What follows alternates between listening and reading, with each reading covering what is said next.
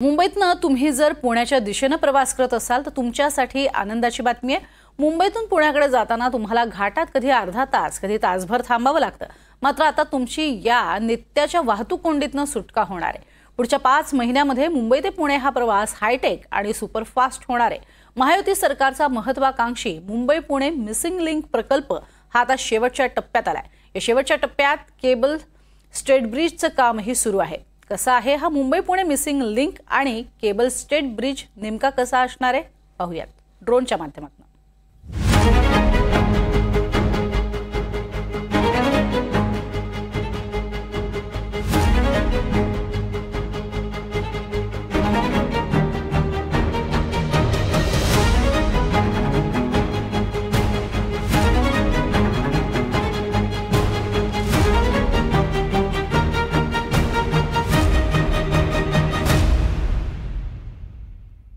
नमस्कार, एनडीटीव्ही मराठीमध्ये आपल्या सगळ्यांचं स्वागत। मी देवेंद्र कोलटकर। सध्या महाराष्ट्रात विकासाचे विविध प्रकल्प सुरू आहेत आणि यातीलच एक महत्त्वाकांक्षी आणि बहुचर्चित प्रकल्प म्हणून मुंबई पुणे एक्सप्रेसवे मार्गावरील मिसिंग लिंक प्रोजेक्ट ओळखला जातो। सध्या या प्रकल्पाचं काम अंतिम टप्प्यात आहे, त्यामुळे हा प्रकल्प नेमका काय आहे, या प्रकल्पाची वैशिष्ट्ये काय आहेत आणि याचा कसा फायदा होणार आहे हे आज आपण जाणून घेणार आहोत।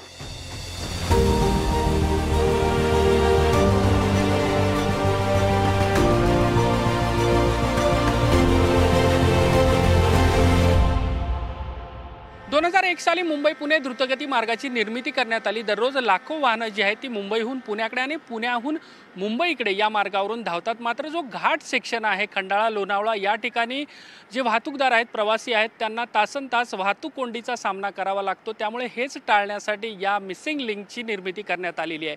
सध्या मी उभा आहे पुण्याहून मुंबईच्या दिशेने जाताना जो या प्रकल्पाची सुरुवात होती त्या ठिकाणी जे 2 टनल्स बनवण्यात आलेले आहेत। हे टनल्स मी आपल्याला दाखवतोय। या टनल्सचं काम जे आहे ते देखील अंतिम टप्प्यात आहे। या प्रकल्पाचंच काम जवळपास पूर्णत्वास आलेलं आहे आणि कशा पद्धतीने हे टनल्स बनवण्यात आलेले आहेत याची दृश्य जी आहे ती मी सध्या आपल्याला दाखवतोय। मुंबई पुणे जो द्रुतगती मार्ग आहे याच्या मधोमध हे 2 टनल्स जे आहेत ते खणण्यात आलेले आहेत आणि याचं काम देखील आता जवळपास पूर्ण झालेलं आपल्याला पाहायला मिळतंय।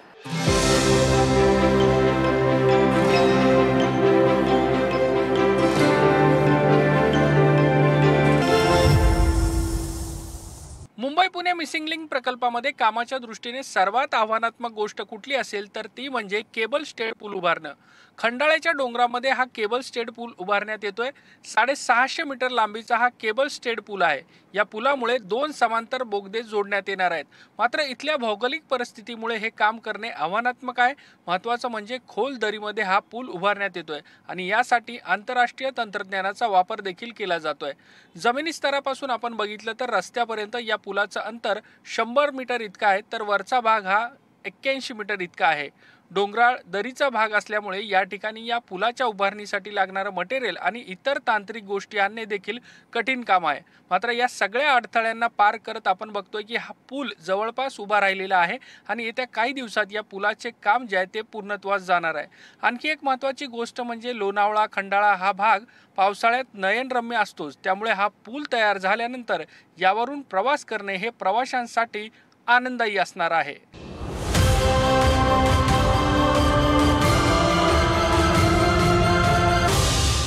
मुंबई पुणे मिसिंग लिंक अंतर्गत तयार करण्यात आलेला बोगदा कसा आहे हे मी आपल्याला दाखवतोय। फक्त भारतातच नाही तर आशिया खंडातील सर्वात रुंद बोगदा म्हणून आता या बोगद्याची ओळख झालेली आहे। या बाजूचा बोगदा 4 पदरी आहे तर दुसऱ्या बाजूचा बोगदा देखील 4 पदरी आहे।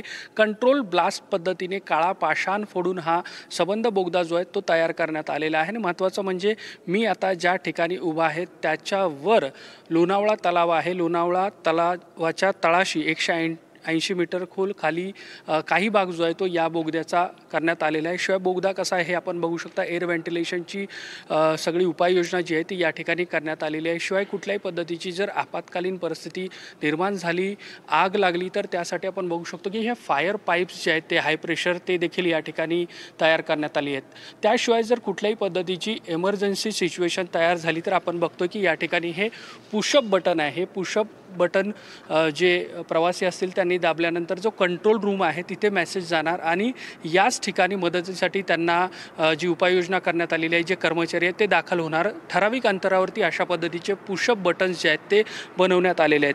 त्याचसोबत इकडे जर आपण बघितलं तर ही SOS सिस्टम आहे. म्हणजे ह्या SOS सिस्टमच्याद्वारे थेट प्रवासी जे असतील किंवा वाहतूकदार असतील ते कंट्रोल रूमशी संवाद साधू शकतात. त्यामुळे अशा पद्धतीची देखील उपाययोजना करण्यात आलेली आहे. शिवाय जर आपण बघितले तर या ठिकाणी आपल्याला या बोगद्यामध्ये ठराविक अंतरावरती अशा पद्धतीचे जे क्रॉस रोड आहेत ते देखील पाहायला मिळतात. म्हणजे खूपच इमर्जन्सी सिच्युएशन आली तर या बोगद्यातून त्या बोगद्यामध्ये जाण्यासाठी देखील अशा पद्धतीची यंत्रणा जी आहे ती उभारण्यात आलेली आहे. त्यामुळे सर्व प्रकारची खबरदारी आणि उपाययोजना जी आहे ती या सगळ्या बोगद्याअंतर्गत केलेली आपल्याला पाहायला मिळते.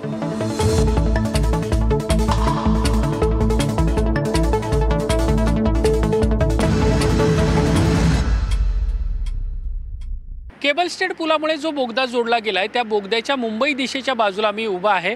या बाजूला प्रकल्पाचं काम कसं सुरू आहे हे मी सध्या आपल्याला दाखवतो. या बाजूला जर आपण बघितलं तर प्रकल्पाचे काम जे आहे ते प्रगतीपथावरती असलेलं आपल्याला पाहायला मिळतं. जवळपास हे काम जे आहे ते पूर्णत्वास आलेलं आहे. त्याचसोबत या प्रकल्पाअंतर्गत खारापूर टोलपासून जे 6 लेन आहेत ते 8 लेन या प्रकल्पाच्या सुरुवातीपर्यंत करण्यात आलेलं आहे. त्यामुळे आपण जर बघितलं तर जुन्या रस्त्यावरून जी वाहनं आहेत ती लोणावळा असेल, पुणे असेल तिथपर्यंत जाऊ शकतात. मात्र जर नव्या या मिसिंग लिंक प्रकल्पाचा जर आपण उपयोग केला मुंबईच्या दिशेने पुण्याला जाण्यासाठी किंवा पुण्याच्या दिशेने मुंबईला जाण्यासाठी तर आपल्या वेळेची बचत होणार आहे. जवळपास अर्धा तासाचा वेळ जो आहे तो या प्रकल्पामुळे, नव्या प्रकल्पामुळे आपला वाचणार आहे. कारण घाटमाथ्यावरची जी वाहतूक कोंडी होती त्यातून आपल्याला बाहेर पडता येणार आहे. कारण जो 6 किलोमीटरचा टप्पा आहे तो आपला वाचणार आहे आणि यामुळे आपल्या वेळेची जी आहे ती बचत होणार आहे. त्यामुळे वेळेची तर एकीकडे बचत होत आहे, त्याचसोबत प्रदूषण कमी होणार आहे, इंधन जे आहे ते आपलं वाचणार आहे. त्यामुळे वेगवान प्रवास होण्याच्या दृष्टीने हा जो नवा मिसिंग लिंक प्रकल्प आहे तो महत्त्वाचा आहे. मुंबई आणि